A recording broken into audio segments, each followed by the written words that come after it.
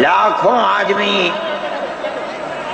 جو آئے ہیں جمعیت علماء کی دعوت پر، میں جمعیت علماء کے ان ورکرز اور آئے ہوئے مہمانوں کا دل کی گہرائیوں سے شکریہ ادا کرتا ہوں۔ جن لوگوں نے جمعیت علماء ہند کی دعوت پر اپنے احباب کو جمع کیا اور اپنے خرچ سے جمعیت علماء کا ایک پیسہ کیا پھوکی کوڑی بھی نہیں لگی، آپ ہی لوگ کروڑوں روپیہ خرچ کر کے اپنی بسوں کا خود انتظام کر کے یہاں تشریف لائے دعوت پر اور آ کر بیٹھے۔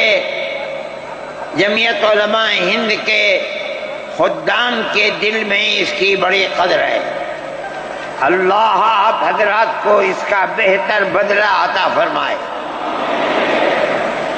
میرے محترم بزرگوں، آج ہی کا مسئلہ یہ نہیں ہے۔ جمعیت علماء ہند کی ایک تاریخ ہے، اور ایسی تاریخ ہے اپنے اس ملک کے لیے جو کسی دوسری ہندو مسلم پارٹی کے پاس نہیں ہے۔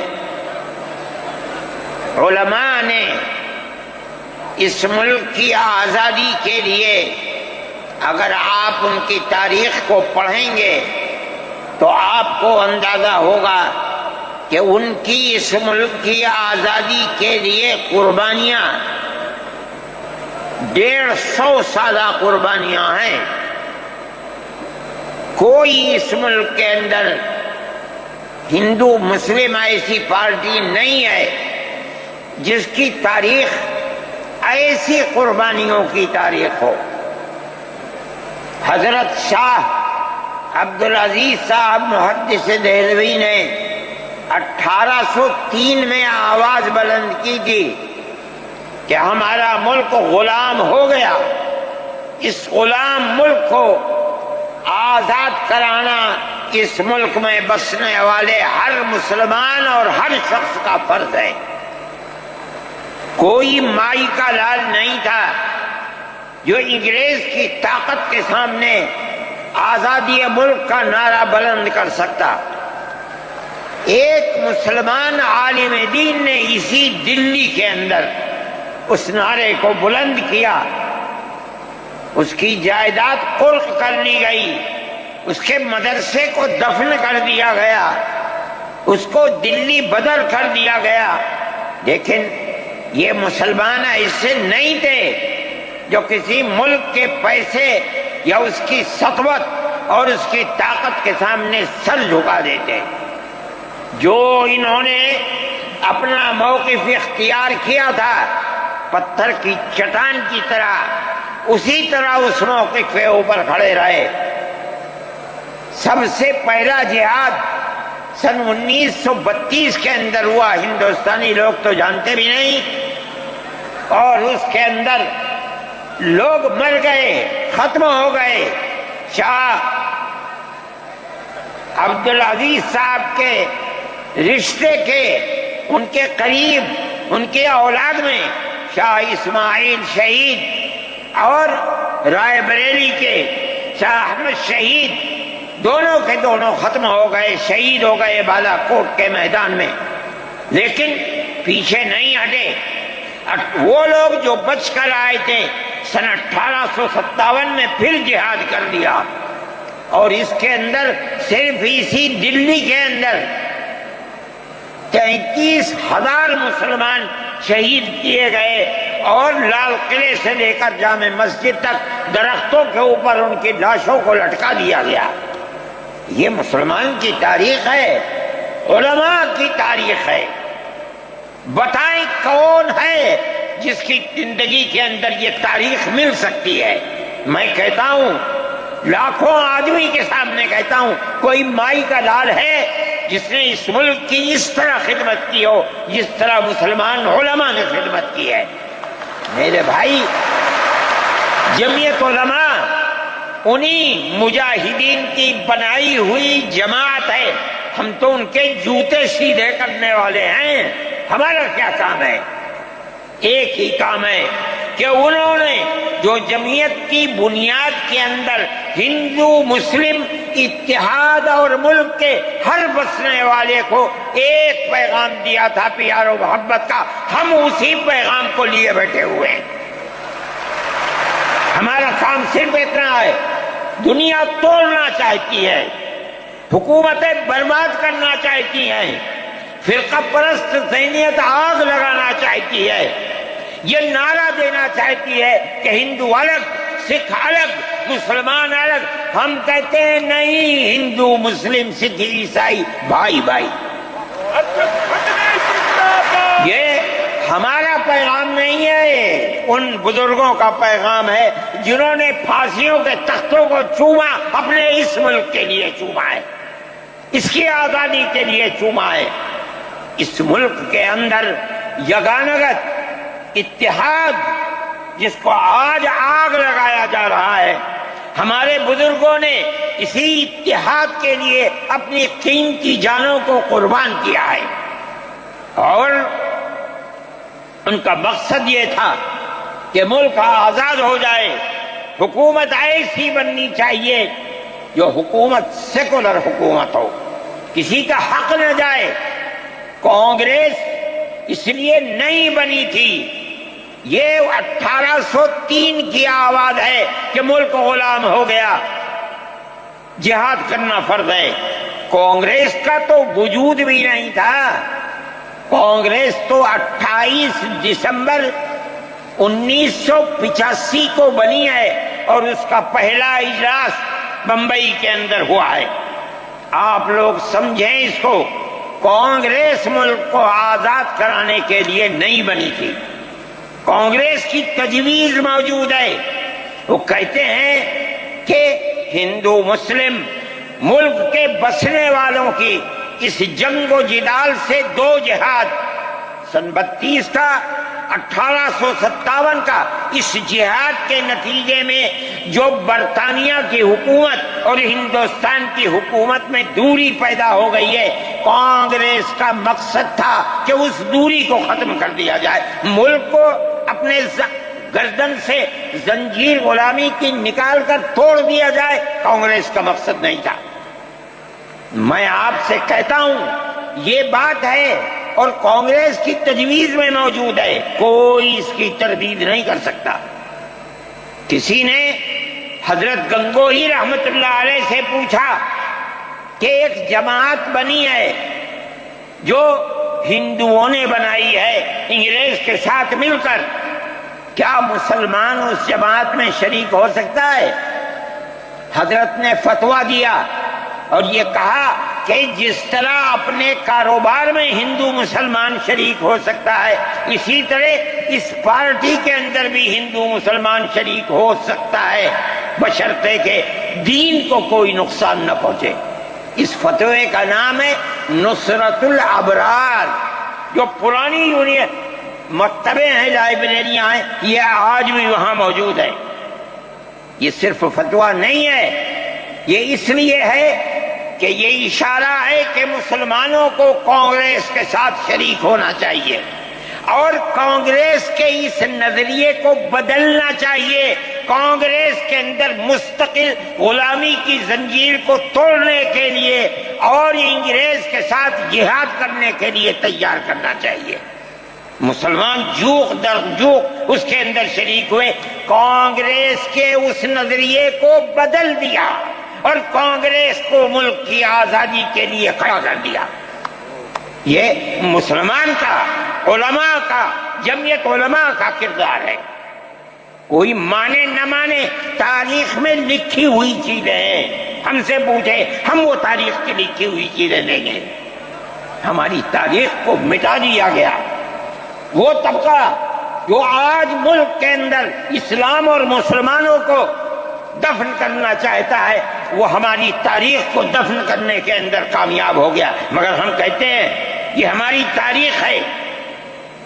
میرے بھائی، ملک اسی طرح چلتا رہا، جیسے جیسے آزادی قریب آتی رہی، جمعیت علماء ہند وہ تنہا ایک جماعت تھی جو برابر موتی لال نہرو، جواہر لال نہرو، گاندھی جی سے یہ بات کہتی رہی کہ ہمیں ضمانت دو، ہم 143 سال ہیں ہماری زندگی جہاد کی زندگی، ہمیں یہ ضمانت دو کہ ملک آزاد ہوگا تو اس کا کردار سیکولر کردار ہوگا، دستور سیکولر دستور ہوگا، جس کے اندر ہندو، مسلمان، سکھ، پارسی، عیسائی ہر ایک کو اپنے مذہب کے ساتھ جینے کا حق ہوگا اور حکومت کا کوئی مذہب نہیں ہوگا۔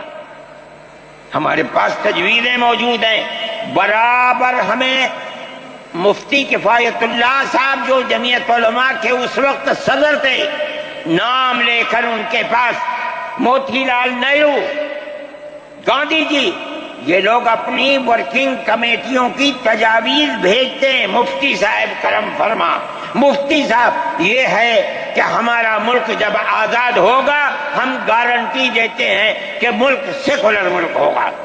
اس کا کیا مطلب ہے؟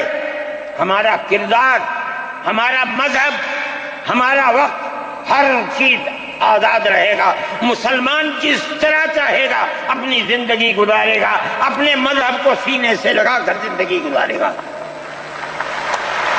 میں یہ بات صرف ہوائی نہیں کہہ رہا ہوں، آپ غور سے اس تحریر کا ایک ایک لفظ سنیں۔ ہری پور ضلع سورت کا اجلاس عام جو 19، 20، 21 فروری 1938 میں، 47 میں ملک آزاد ہوا، یہ اجلاس 1938 میں، اس سے بھی 9 سال پہلے، یعنی آج کے مقابلے میں 80 سال پہلے یہ اجلاس ہوا تھا۔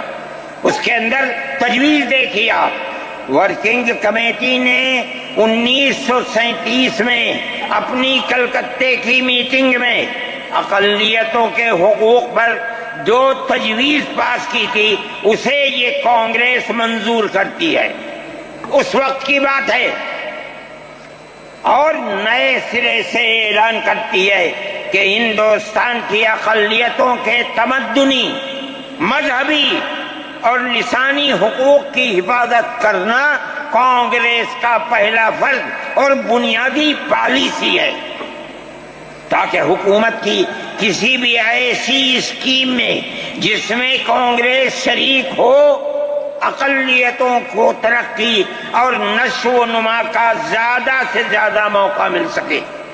آپ الفاظ پر غور کیجئے، اور وہ قوم کی سیاسی، اقتصادی اور کلچرل زندگی میں پورا حصہ لے سکے۔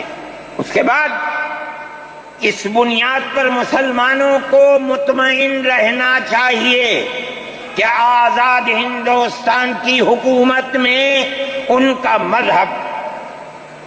مذہبی فرائض، اذان، نماز، جمعہ، عید، روزہ، حج، زکوٰۃ، مذہبی تبلیغ، مساجد، مقابر، قربانی، مذہبی جلوس، مذہبی جلسے وغیرہ جملہ مذہبی رسوم اور مذہبی ادارے محفوظ ہوں گے، اور اسی طرح ان کی تہذیب و تمدن، ان کے تعلیمی ادارے، خانقاہیں، امام باڑے، عیدگاہیں، تکیے، کربلائیں، آثار قدیمہ، اوقاف وغیرہ سب محفوظ ہوں گے، اور اسی طرح ان کی زبان، ان کی شاعری، رسم الخط وغیرہ سب کے سب آزاد اور محفوظ ہوں گے، کسی پر کوئی رکاوٹ اور قید نہ ہوگی۔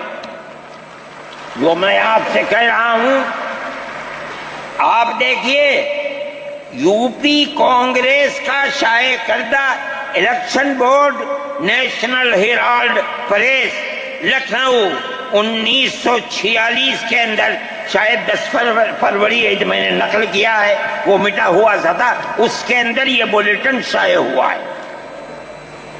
میں کہتا ہوں کہ ہندوستان کی جمعیت علماء کے بار بار کھچوٹے لگانے پر وعدہ کرو کہ ملک سیکولر ملک ہے، وہ وعدہ کرتے چلتے ہیں۔ میں آج آپ سے پوچھتا ہوں کہ اس میں سب سے پہلی چیز ہے کہ مسلمانوں کا مذہب اور مذہبی فرائض محفوظ رہیں گے۔ آج میں پوچھتا ہوں، ملک کی آزادی کو 70-80 سال ہو رہے ہیں، بتائیے کیا محفوظ ہے مسلمانوں کا؟ آپ مذہب محفوظ ہے مسلمانوں کا؟ کیا آپ نے مسلمان مذہب کا مسئلہ قرآن و حدیث سے ثابت ہے؟ آپ جو کچھ کر سکتے تھے آپ نے نکاح اور طلاق کے اندر کر دیا، مذہب کہاں محفوظ ہے؟ آپ کی حکومت اتراکھنڈ میں ہے، آپ یکساں سول کوڈ، یعنی کوئی تعلق مسلمان کا مذہب سے نہیں ہوگا، گورنمنٹ جو قائم کرے گی اس کے اوپر مسلمان کو چلنا ہوگا۔ کہاں کا سیکولرزم ہے؟ کیا مسلمان اس پر اطمینان کر سکتا ہے؟ آپ کی زندگی اور آپ کی حکومت کا بنیادی ناپاک پتھر یہ ہے کہ مسلمان کو اپنے مذہب سے آپ دور کر دیں۔ کیا آپ اسے قبول کریں گے؟ یہ آج کی حکومت کا یہ مسئلہ ہے۔ مذہبی فرائض کہاں کے آپ زندہ رہ گئے؟ آج آپ نے مسئلہ بنایا ہے کہ اتراکھنڈ کی ریاست اور شہروں کے اندر مسلمان جو 50 سال سے آباد ہے، آباد بھی نہیں رہ سکے گا۔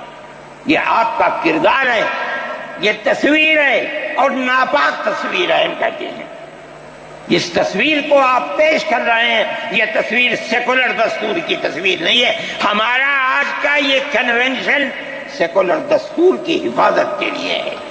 کہاں ہے جی؟ کیا کر رہے ہو؟ اس ملک کو، ملک میں رہنے والوں کے لیے جہنم بنا رہے ہو۔ جمعیت علماء اس کو قبول نہیں کرتی۔ ہم تو کہہ رہے ہیں اس بات کو، کسی کی زبان اٹھتی ہو یا نہ اٹھتی ہو، لیکن ہم کہتے ہیں کہ جو ہو رہا ہے وہ ملک کو آگ لگانے کے لیے، دستور کو آگ لگانے کے لیے ہو رہا ہے۔ جمعیت علماء اسے قبول نہیں کرے گی۔ اگر جمعیت علماء نے اس بدترین حکومت جو یہ کہتی تھی کہ ہماری حکومت میں سورج نہیں ڈوبتا، جمعیت علماء نے کبھی اس کے سامنے سر نہیں جھکایا، اس کے بعد ہم کس کے سامنے سر جھکائیں گے؟ ہمارا سر صرف ایک اللہ کے سامنے جھکتا ہے اور کسی کے سامنے نہیں جھکتا۔ میرے بھائی، آپ ایک اس کو لیتے ہیں، میں کہتا ہوں اے تو بیٹا، آپ کیا کہتے ہیں؟ اس کے اندر جہاں ہے وہاں اسی طریقے سے اوقاف وغیرہ سب محفوظ ہوں گے۔ اوقاف محفوظ ہیں، یہ آپ کے سامنے حضرت مولانا بیٹھے ہوئے ہیں، تقریر کی ہے۔ اوقاف کو ہڑپنا چاہتے ہیں۔ ہماری مسجدیں اسی دلی کے اندر 400 500 سال کی مسجدیں ہیں، جس میں جمعیت علماء کا دفتر بنا ہوا ہے، عبد النبی اکبر کے زمانے کی مسجد ہے۔ اور کتنی مسجدیں ہیں جن کے پاس اوقاف، اللہ اکبر، لاکھوں کروڑ کے اوقاف ہیں۔ جونپور میں جا کر کے دیکھو کیسی مسجدیں ہیں، دلی کے قرب و جوار میں دیکھو کتنی بڑی بڑی مسجدیں ہیں۔ ہندوستان کا وہ طبقہ جو ان مساجد کے اوقاف کو ہڑپ کرنا چاہتا ہے، کہتا ہے اگر کسی وقف زمین یا مسجد یا کسی بھی چیز کے کاغذات وقف کے نہیں آئیں اس کو وقف نہیں مانا جائے گا۔ کون 500 سال پرانے کاغذات لا کر کے پیش کر دے گا؟ قانون یہ تھا کہ جو مسجد بنی ہے، جو وقف پر بنتی ہے، وہ وقف ہے۔ آپ کو کیا درد ہے کہ آپ اس اوقاف کو وقف کو ختم کرتے ہیں؟ اس کا مطلب ہے مسلمانوں کی زمین کو ہڑپ کرنا چاہتے ہو، حرام کھانا چاہتے ہو، اس لیے ان اوقاف کو ہڑپ کرنا چاہتے ہو۔ ہم اس کو قبول نہیں کرتے۔ اوقاف ہمارے آباء و اجداد کے کیے ہوئے ہیں، اوقاف اللہ کی ملکیت میں دیے ہوئے ہیں، مسجدیں بنی ہوئی ہیں، آپ ان کی حفاظت کیجئے، اس لیے کہ ہم اس ملک کے رہنے والے ہیں، ہم باہر سے آئے ہوئے نہیں ہیں۔ اگر ہندو گوجر ہے مسلمان بھی گوجر ہے، اگر ہندو جاٹ ہے مسلمان بھی جاٹ ہے، اگر ہندو راجپوت ہے مسلمان بھی راجپوت ہے۔ جاؤ دیکھو کشمیر کے اندر، اگر ہندو برہمن ہے مسلمان بھی برہمن ہے، ہم اسی ملک کے رہنے والے ہیں۔ کسی کو اچھا لگا یہ مذہب وہ اس مذہب میں چلا گیا، کسی کو یہ مذہب اچھا لگا وہ اس مذہب میں چلا گیا۔ کیا مذہب کی بنیاد پر اس ملک کے اندر آپ ہمیں جینے کا حق نہیں دیں گے؟ ہم اپنے جینے کا حق کو لیں گے۔ آپ نے جس سیاست کو اختیار کیا، آپ 2 الیکشن پہلے دیکھیے کس قوت کے ساتھ بی جے پی آئی تھی، آپ نے جس پالیسی کو اختیار کیا، سیکولرزم کو آگ لگانی چاہیے، اس کا نتیجہ اس الیکشن میں کیا ہوا؟ بی جے پی ہار گئی۔ میں کہتا ہوں کہ اگر چندرا بابو نائیڈو کی بیساکھی نہ ہوتی اور ادھر نتیش کمار کی بیساکھی نہ ہوتی تو بی جے پی گورنمنٹ نہیں بنا سکتی تھی۔ کیوں ہوا؟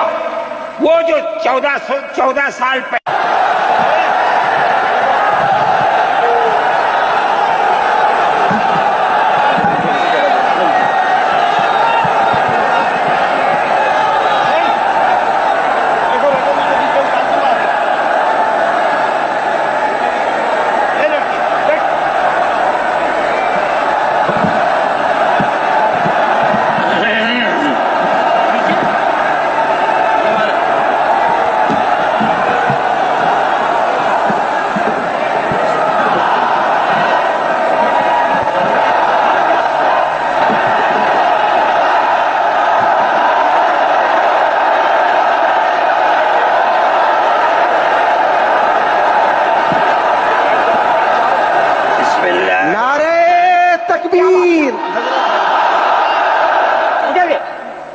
پاگل کہیں گے اور کوئی کام ہی نہیں تمہارا۔ بسم اللہ الرحمن الرحیم، الحمد للہ نحمده ونستعینه ونستغفره ونؤمن به ونتوکل علیہ ونعوذ باللہ من شرور انفسنا ومن سيئات أعمالنا، من يهده الله فلا مضل له ومن يضلله فلا هادي له، ونشهد أن لا إله إلا الله وحده لا شريك له، ونشهد أن سيدنا ومولانا محمدا عبده ورسوله۔ اما بعد، مسلم پرسنل لا بورڈ کے صدر محترم نائیڈو صاحب کے نائب صدر اور ہمارے مہدی صاحب، دوسرے حضرات جو یہاں بیٹھے ہوئے ہیں، اور یہ جمع غفیر لاکھوں آدمی جو آئے ہیں جمعیت علماء کی دعوت پر، میں جمعیت علماء کے ان ورکرز اور آئے ہوئے مہمانوں کا دل کی گہرائیوں سے شکریہ ادا کرتا ہوں۔ جن لوگوں نے جمعیت علماء ہند کی دعوت پر اپنے احباب کو جمع کیا اور اپنے خرچ سے جمعیت علماء کا 1 پیسہ کیا پھوٹی کوڑی بھی نہیں لگی، آپ ہی لوگ کروڑوں روپیہ خرچ کر کے اپنی بسوں کا خود ہی انتظام کر کے یہاں تشریف لائے دعوت پر اور آ کر بیٹھے۔ جمعیت علماء ہند کے خدام کے دل میں اس کی بڑی قدر ہے۔ اللہ آپ حضرات کو اس کا بہتر بدلہ عطا فرمائے۔ میرے محترم بزرگوں، آج ہی کا مسئلہ یہ نہیں ہے۔ جمعیت علماء ہند کی ایک تاریخ ہے، اور ایسی تاریخ ہے اپنے اس ملک کے لیے جو کسی دوسری ہندو مسلم پارٹی کے پاس نہیں ہے۔ علماء نے اس ملک کی آزادی کے لیے، اگر آپ ان کی تاریخ کو پڑھیں گے تو آپ کو اندازہ ہوگا کہ ان کی اس ملک کی آزادی کے لیے قربانیاں 150 سالہ قربانیاں ہیں۔ کوئی اس ملک کے اندر ہندو مسلم ایسی پارٹی نہیں ہے جس کی تاریخ ایسی قربانیوں کی تاریخ ہو۔ حضرت شاہ عبدالعزیز صاحب محدث دہلوی نے 1803 میں آواز بلند کی تھی کہ ہمارا ملک غلام ہو گیا، اس غلام ملک کو آزاد کرانا اس ملک میں بسنے والے ہر مسلمان اور ہر شخص کا فرض ہے۔ کوئی مائی کا لال نہیں تھا جو انگریز کی طاقت کے سامنے آزادی ملک کا نعرہ بلند کر سکتا۔ ایک مسلمان عالم دین نے اسی دلی کے اندر اس نعرے کو بلند کیا، اس کی جائیداد قلق کر لی گئی، اس کے مدرسے کو دفن کر دیا گیا، اس کو دلی بدر کر دیا گیا۔ لیکن یہ مسلمان ایسے نہیں تھے جو کسی ملک کے پیسے یا اس کی سطوت اور اس کی طاقت کے سامنے سر جھکا دیتے۔ جو انہوں نے اپنا موقف اختیار کیا تھا پتھر کی چٹان کی طرح، اسی طرح اس موقف کے اوپر کھڑے رہے۔ سب سے پہلا جہاد سن 1932 کے اندر ہوا، ہندوستانی لوگ تو جانتے بھی نہیں، اور اس کے اندر لوگ مر گئے، ختم ہو گئے۔ شاہ عبدالعزیز صاحب کے رشتے کے، ان کے قریب، ان کے اولاد میں شاہ اسماعیل شہید اور رائے بریلی کے شاہ احمد شہید، دونوں کے دونوں ختم ہو گئے، شہید ہو گئے بالا کوٹ کے میدان میں۔ لیکن پیچھے نہیں ہٹے۔ وہ لوگ جو بچ کر آئے تھے سن 1857 میں پھر جہاد کر دیا، اور اس کے اندر صرف اسی دلی کے اندر 33,000 مسلمان شہید کیے گئے، اور لال قلعے سے لے کر جامع مسجد تک درختوں کے اوپر ان کی لاشوں کو لٹکا دیا گیا۔ یہ مسلمان کی تاریخ ہے، علماء کی تاریخ ہے۔ بتائیں کون ہے جس کی زندگی کے اندر یہ تاریخ مل سکتی ہے؟ میں کہتا ہوں، لاکھوں آدمی کے سامنے کہتا ہوں، کوئی مائی کا لال ہے جس نے اس ملک کی اس طرح خدمت کی ہو جس طرح مسلمان علماء نے خدمت کی ہے؟ میرے بھائی، جمعیت علماء انہی مجاہدین کی بنائی ہوئی جماعت ہے۔ ہم تو ان کے جوتے سیدھے کرنے والے ہیں۔ ہمارا کیا کام ہے؟ ایک ہی کام ہے کہ انہوں نے جو جمعیت کی بنیاد کے اندر ہندو مسلم اتحاد اور ملک کے ہر بسنے والے کو ایک پیغام دیا تھا پیار و محبت کا، ہم اسی پیغام کو لیے بیٹھے ہوئے ہیں۔ ہمارا کام صرف اتنا ہے۔ دنیا توڑنا چاہتی ہے، حکومتیں برباد کرنا چاہتی ہیں، فرقہ پرست ذہنیت آگ لگانا چاہتی ہے، یہ نعرہ دینا چاہتی ہے کہ ہندو الگ سکھ الگ مسلمان الگ. ہم کہتے ہیں نہیں، ہندو مسلم سکھ عیسائی بھائی بھائی. یہ ہمارا پیغام نہیں ہے، ان بزرگوں کا پیغام ہے جنہوں نے پھانسیوں کے تختوں کو چوما، اپنے اس ملک کے لیے چوما ہے، اس کی آزادی کے لیے چوما ہے. اس ملک کے اندر یگانگت اتحاد جس کو آج آگ لگایا جا رہا ہے، ہمارے بزرگوں نے اسی اتحاد کے لیے اپنی قیمتی جانوں کو قربان کیا ہے، اور ان کا مقصد یہ تھا کہ ملک آزاد ہو جائے. حکومت ایسی بننی چاہیے جو حکومت سیکولر حکومت ہو، کسی کا حق نہ جائے. کانگریس اس لیے نہیں بنی تھی، یہ 1803 کی آواز ہے کہ ملک غلام ہو گیا، جہاد کرنا فرض ہے. کانگریس کا تو وجود بھی نہیں تھا.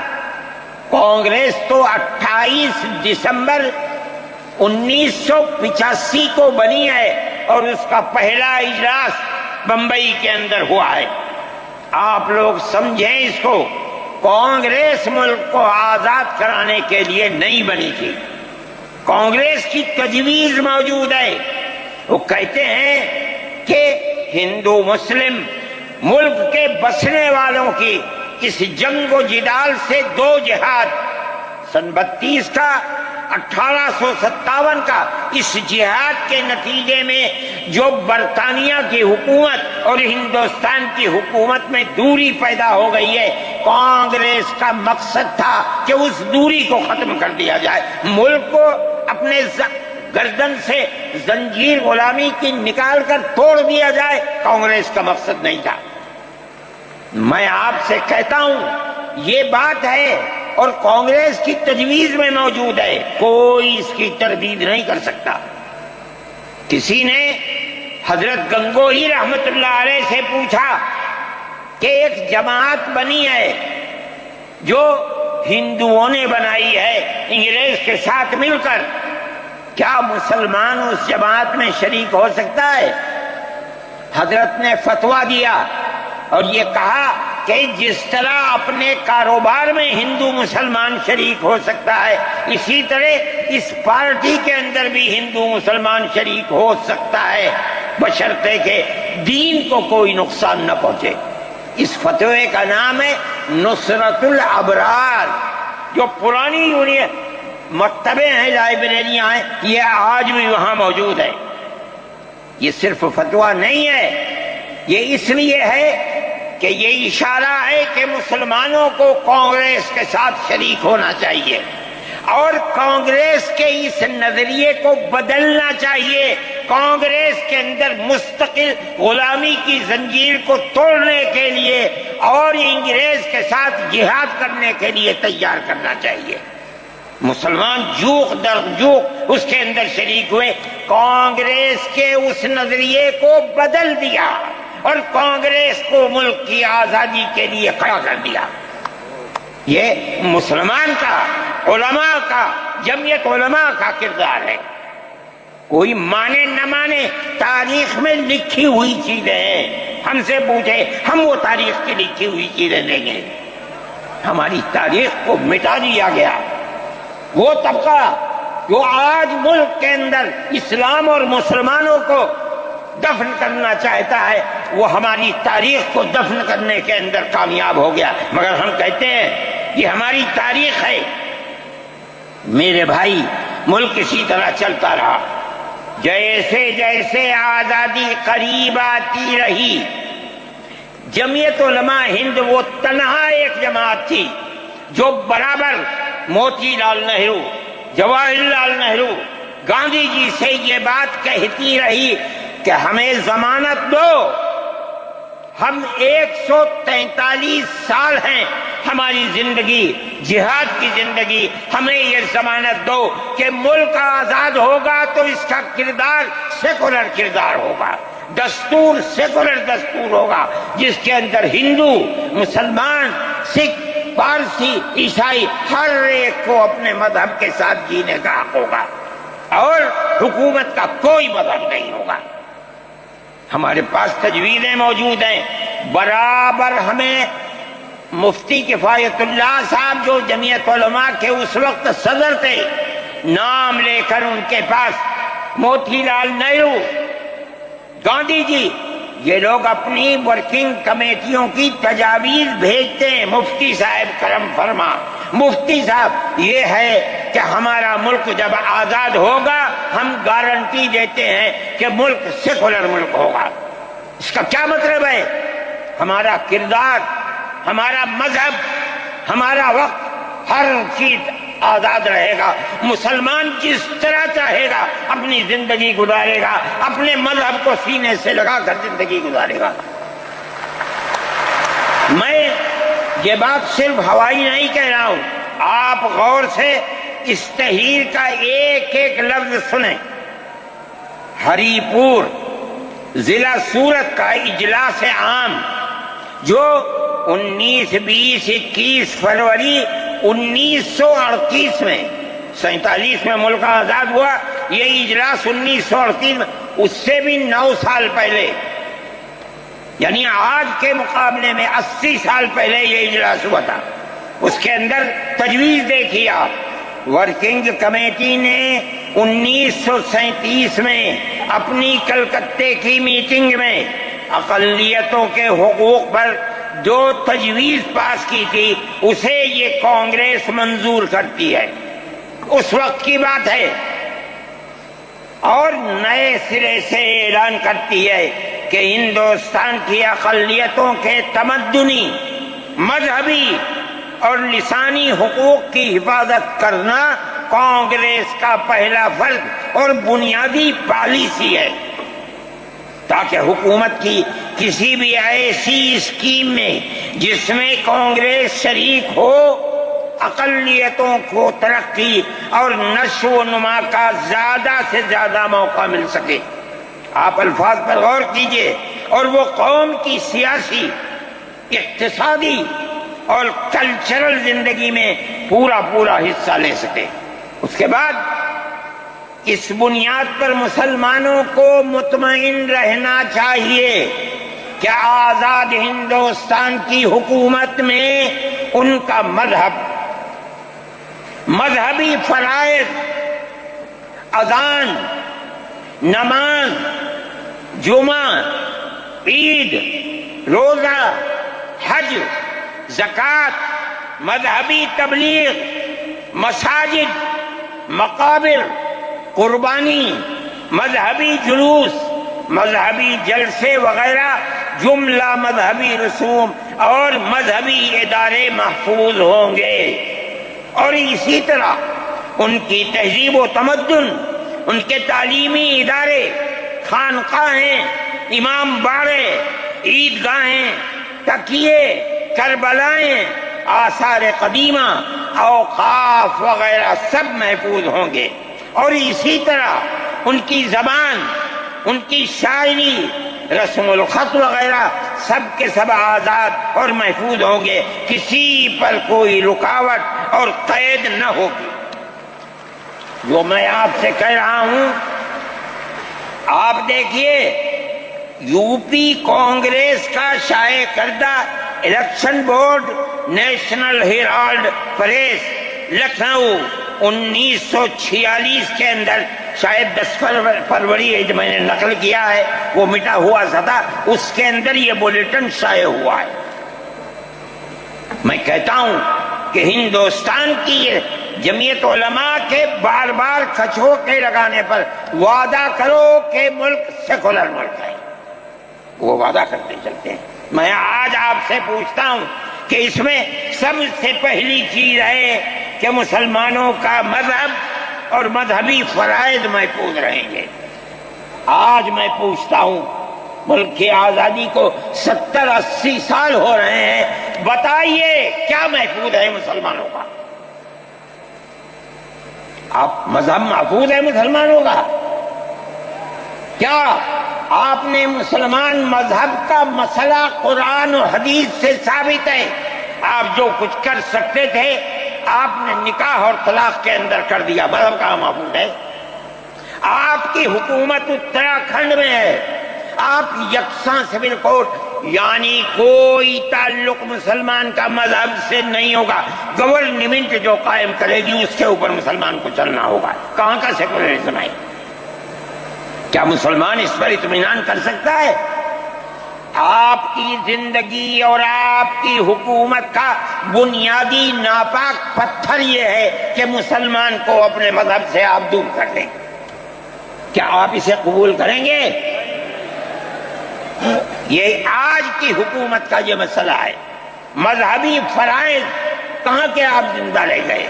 آج آپ نے مسئلہ بنایا ہے کہ اتراکھنڈ کی ریاست اور شہروں کے اندر مسلمان جو 50 سال سے آباد ہے، آباد بھی نہیں رہ سکے گا۔ یہ آپ کا کردار ہے، یہ تصویر ہے اور ناپاک تصویر ہے، ہم کہتے ہیں۔ اس تصویر کو آپ پیش کر رہے ہیں، یہ تصویر سیکولر دستور کی تصویر نہیں ہے۔ ہمارا آج کا یہ کنونشن سیکولر دستور کی حفاظت کے لیے ہے۔ کہاں ہے جی؟ کیا کر رہے ہو؟ اس ملک کو، ملک میں رہنے والوں کے لیے جہنم بنا رہے ہو۔ جمعیت علماء اس کو قبول نہیں کرتی۔ ہم تو کہہ رہے ہیں اس بات کو، کسی کی زبان اٹھتی ہو یا نہ اٹھتی ہو، لیکن ہم کہتے ہیں کہ جو ہو رہا ہے وہ ملک کو آگ لگانے کے لیے، دستور کو آگ لگانے کے لیے ہو رہا ہے۔ جمعیت علماء اسے قبول نہیں کرے گی۔